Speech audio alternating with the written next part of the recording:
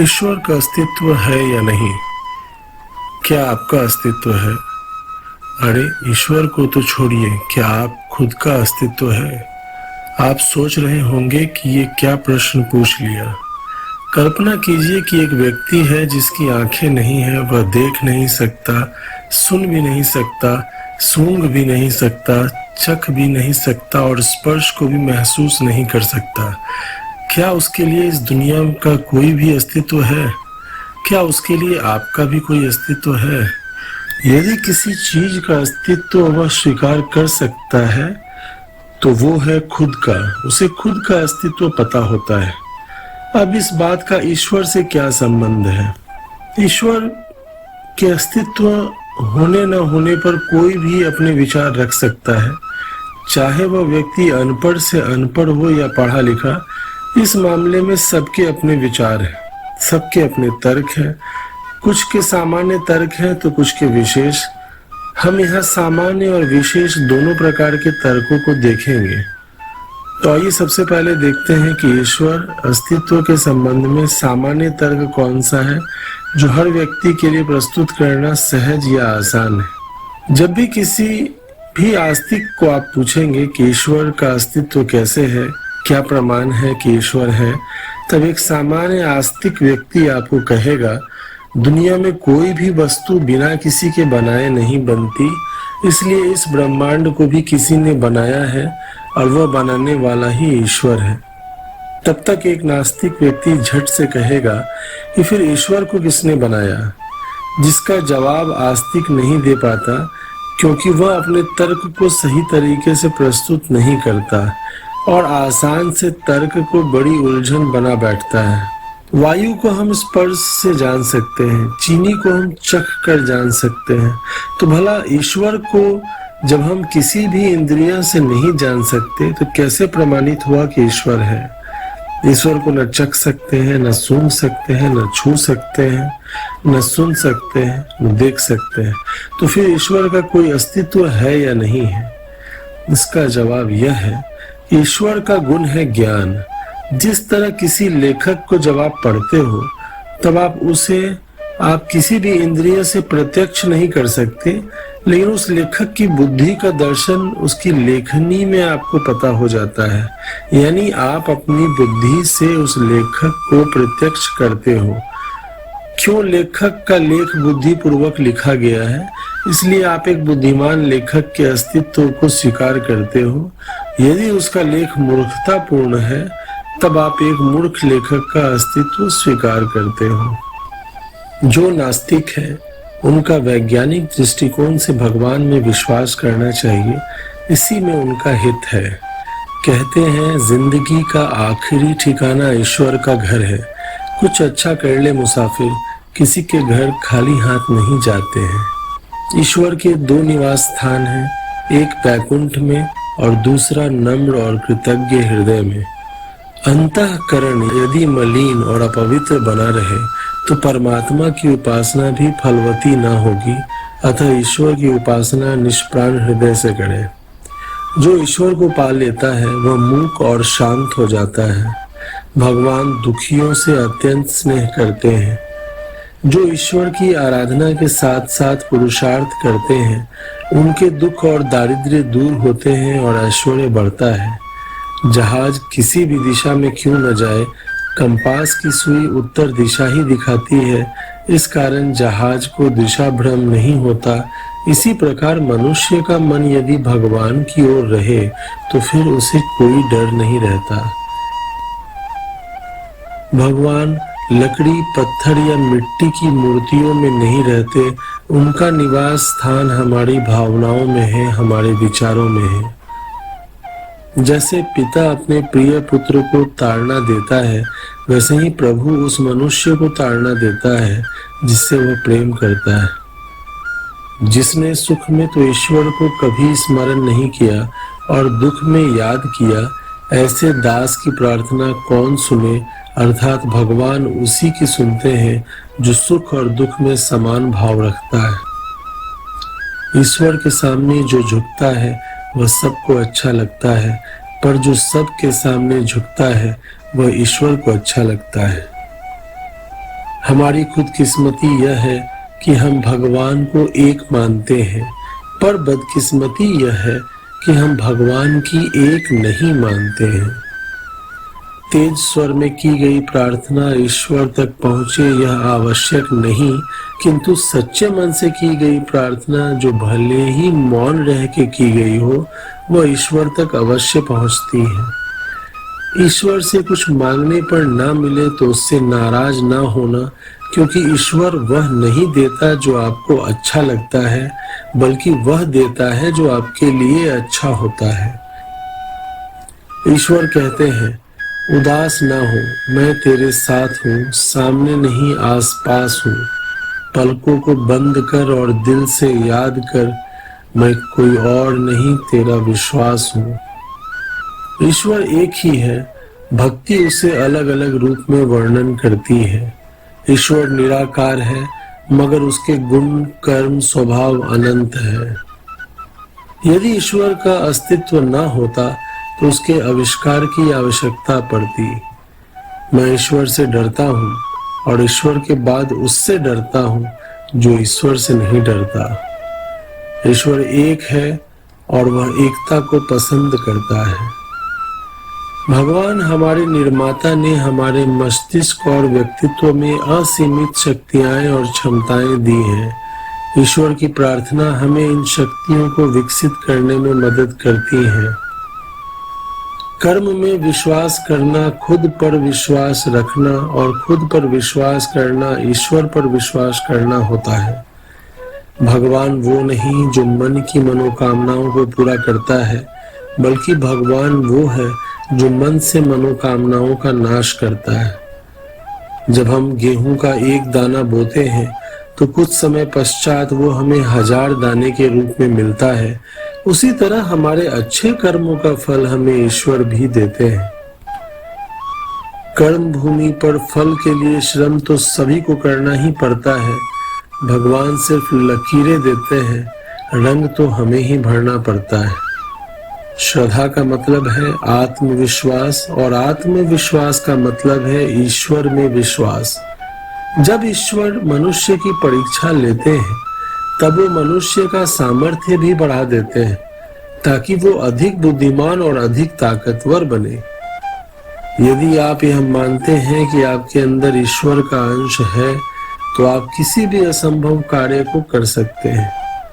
वो तैराक भी डूब जाता है जिनको खुद पर गुमान होता है, और वो गवार भी डूबते डूबते पार हो जाते हैं जिन पर भगवान मेहरबान होता है। प्रार्थना और ध्यान इंसान के लिए बहुत जरूरी है। प्रार्थना में भगवान आपकी बात सुनते हैं और ध्यान में आप भगवान की बात सुनते हैं। भगवान का भक्त होने का मतलब यह नहीं कि आप कभी नहीं गिरेंगे, पर जब आप गिरेंगे तो भगवान आपको स्वयं थाम लेंगे। आस्था का मतलब यह मानना नहीं कि ईश्वर आपके लिए सही करेंगे, बल्कि यह है कि ईश्वर जो करेंगे वह सही होगा। हम जो हैं वह हमें ईश्वर की देन है। हम जो बनते हैं वह परमेश्वर को हमारी देन है। जब तक आप स्वयं पर विश्वास नहीं करते, तब तक आप ईश्वर पर भी विश्वास नहीं कर सकते।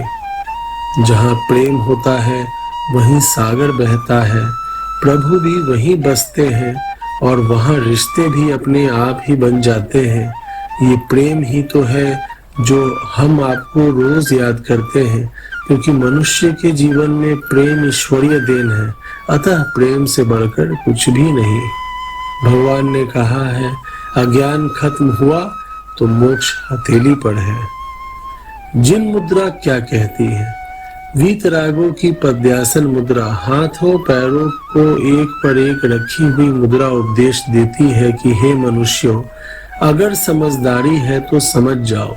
आपका खाना पीना, जरूरत की हर एक चीज आप लेकर ही आए हो, इसलिए मैं करता हूँ यह भान छोड़ देना और मोक्ष का प्रयत्न करना। ईश्वर से कुछ मांगने पर ना मिले तो उससे नाराज ना होना, क्योंकि ईश्वर वह नहीं देता जो आपको अच्छा लगता है, बल्कि वह वो देता है जो आपके लिए अच्छा होता है। हमें ईश्वर से नहीं अपने आप से डरना चाहिए, क्योंकि पाप हम करते हैं, ईश्वर नहीं।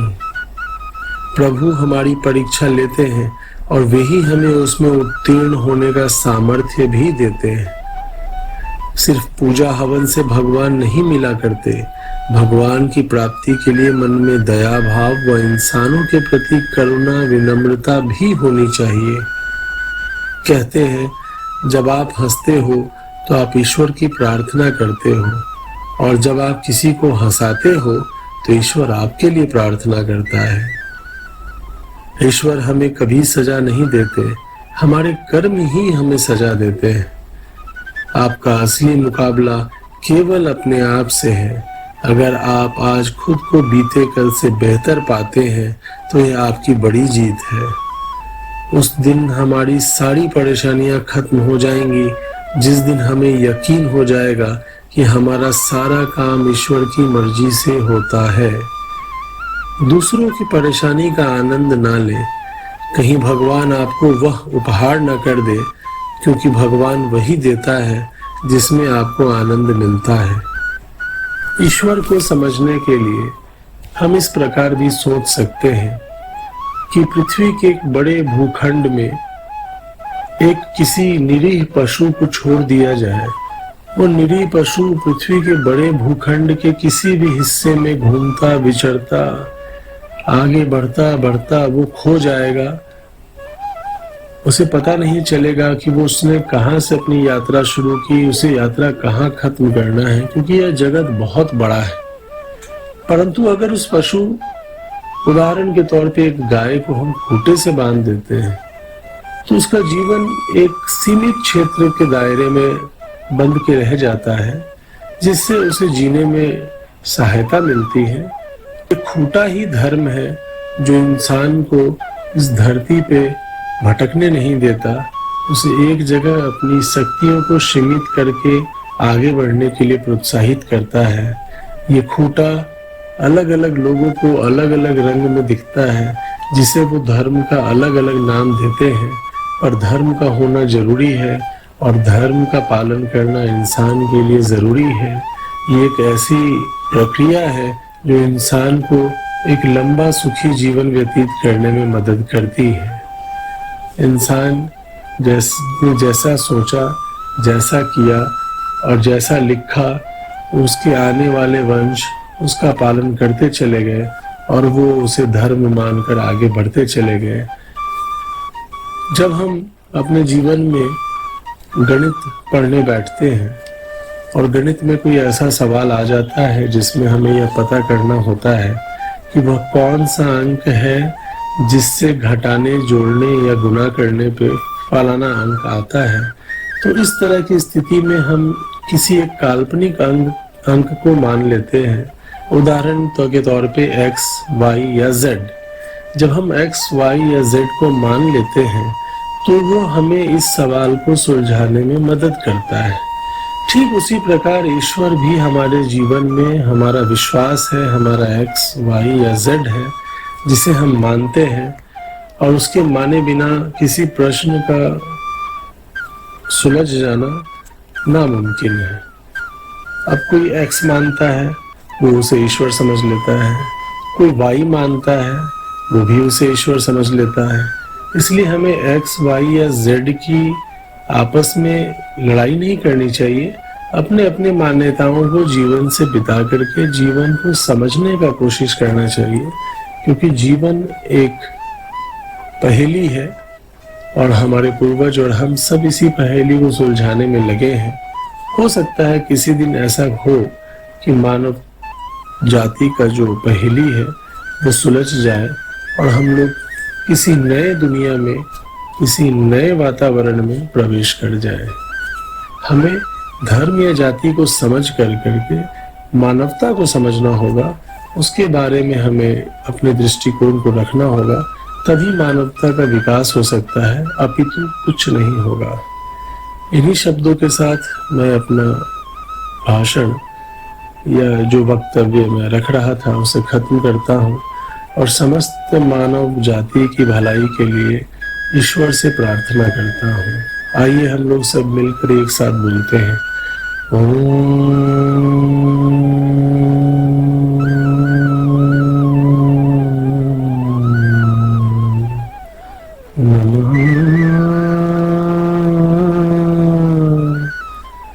शिवाय।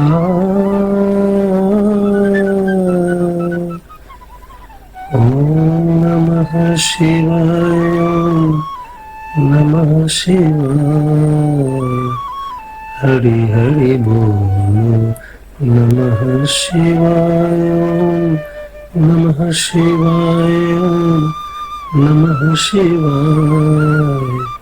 हरि हरि बोलो नमः शिवाय। ओम नमः शिवाय। ओम नमः शिवाय। हरि हरि बोलो नमः शिवाय।